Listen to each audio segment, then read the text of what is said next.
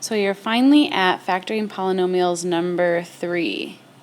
Today is the craziest of all the days. So bear with me. Some of these things you're going to have to memorize.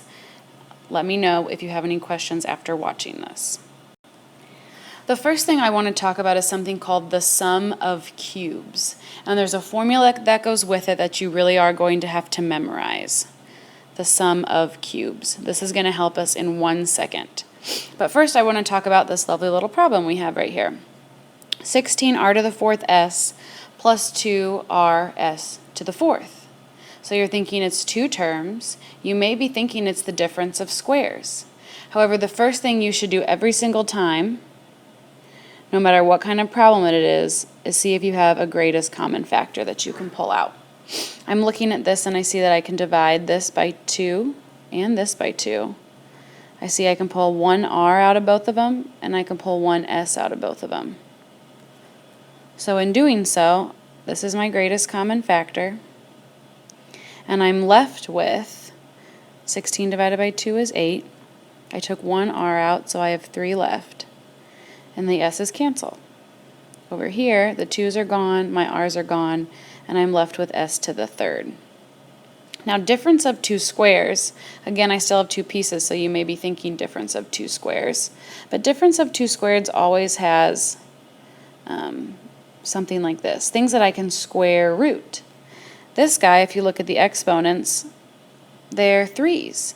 So instead of thinking about square roots, we're thinking about cube roots. So how you do this lovely little problem is you're going to cube root. You're thinking, okay, what's the cube root of that? What's the cube root of that? If I was to cube root that, well, the cube root of 8 is 2, and then r to the 3rd, if I'm cube rooting, I need to specify that I'm cube rooting, not square rooting.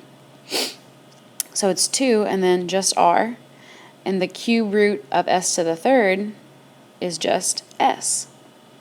So let's take a look at this formula right here. This says that a to the 3rd plus b to the 3rd is equal to this whole mess, which looks really crazy. But if you just cube root these, this is just your a, and this is just your b. So in the answer, when it says a plus b, this means 2r plus s. I took my a plus my b. Then over here it says a squared, so I have to square my a. That means the 2 is going to become a 4, because 2 times 2 is 4. And my r is going to become r squared, because I squared it.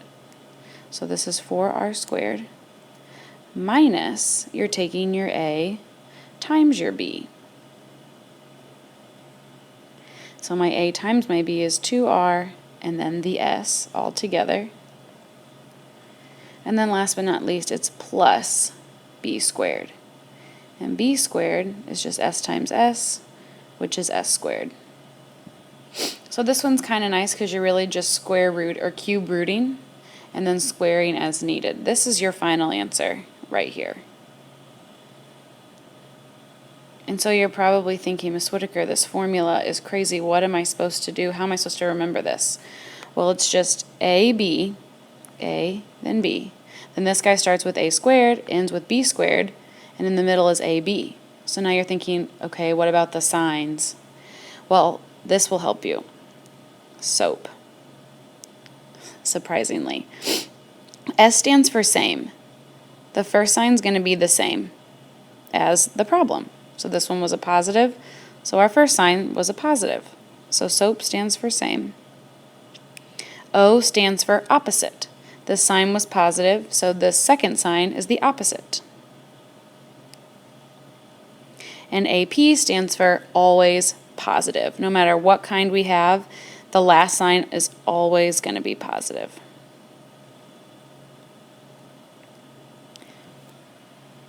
So now that we've talked about the sum of cubes formula, let's talk about the difference of cubes formula. So this one, you notice the t is cubed, so you're thinking, oh, I bet it's cube root. And I can cube root 27. Cube root of t cubed is just t. Cube root of 27 is 3. So this is my A, this is my B. And so SOAP is going to work again for this. Same, opposite, and the last sign is always positive. And it's set up exactly the same. You have the A, then the B, A, then the B. You have the A squared, you have the B squared, and then AB in the middle. So for this one, it says A minus B. Well, we realized that A was T minus B, which is 3. And then we have to do A squared. And so that's just T squared. Plus this time, the A times the B, which is my T times 3, which I'm going to write as 3T. And then last but not least, we have our B squared. So that means I'm squaring my 3. 3 times 3 is 9. So this is our final answer for the difference of cubes. Once you recognize it's either the difference of cubes or the sum of cubes, if you have this formula memorized for the difference and for the sum, it'll be really, really quick to then go ahead and factor these out.